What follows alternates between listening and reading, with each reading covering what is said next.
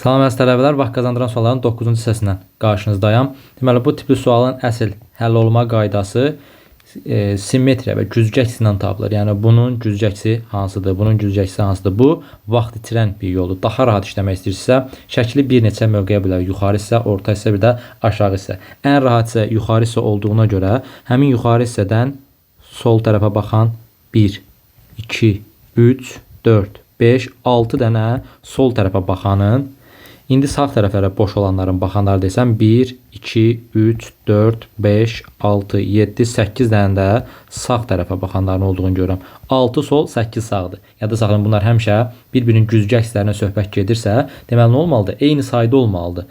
Yəni 8 dənə sağı boş olan varsa, 8 dənə də solu boş olan lazımdır. Mənə nə lazımdır? 2 dənə sol tərəfi boş olan. A tərsinədir, ikisi sağadır, ikisi sağadır, biri sağa, biri soladır. Cavab zoruna Y variantı. Bu da soladır, bu da soladır. Amma bir-bir analiz eləmək istəyirsə, fiqurları götürürsünüz. Bunun güzgəksi nədirsə, soldan sağa doğru onu axtarmış olursunuz. Daha sürət isə dediyim qaydanı tətbiq edirsiniz.